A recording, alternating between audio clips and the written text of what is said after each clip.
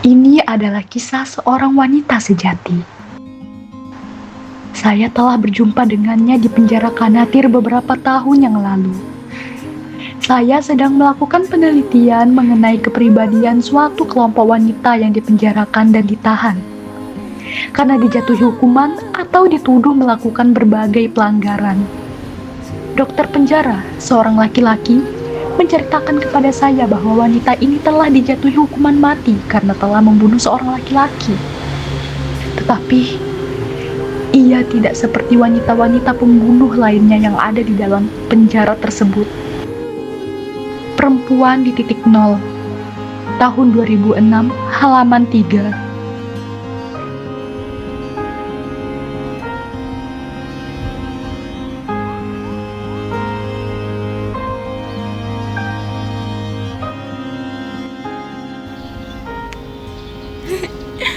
Hai semuanya, perkenalkan saya Tara Masida Akam Putri, siswi kelas 8 SMP Negeri 4 Gerung yang kali ini akan meresensi novel yang berjudul Woman at Point Zero atau Perempuan di Titik Nol karya Nawal Ilsadawi yang diterbitkan oleh Yayasan Obor Indonesia dengan jumlah halaman 156 halaman.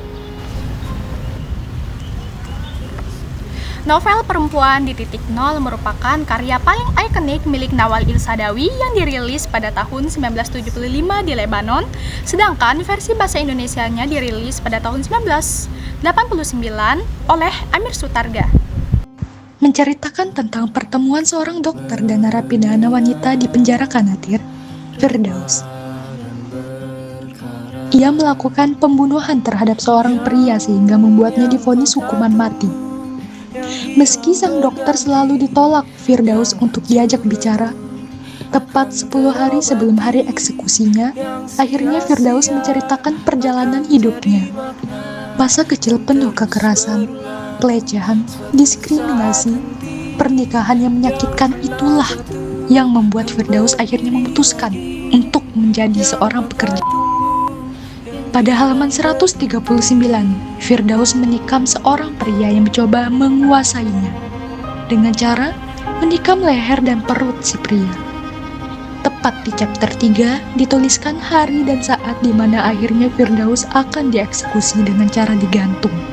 Tapi, apakah menurut kalian kejahatan yang dilakukan Firdaus tetap pantas disebut bentuk kriminal? Atau sebuah bentuk pembelaan?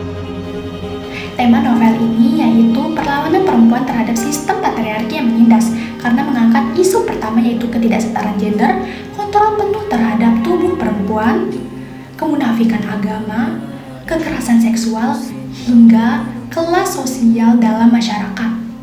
Latar atau setting pada cerita Perempuan di Titik Nol sendiri berlokasikan di Mesir, terutama di wilayah Kairo, pada pertengahan abad ke-20. Kelebihan buku ini yaitu ada pada keberanian penulis untuk mengangkat isu sensitif dengan penyampaiannya yang sangat jujur, lugas, dan emosional yang jarang ditemukan. Siluet hitam Firdaus pada saku depan buku diiringi dengan warna merah menyeluruh, membuat buku tersebut diberikan pandangan berbeda oleh setiap audiens yang melihatnya. Terutama juga untuk jenis kertas pada tiap halaman itu juga berbeda-beda ya tiap edisi.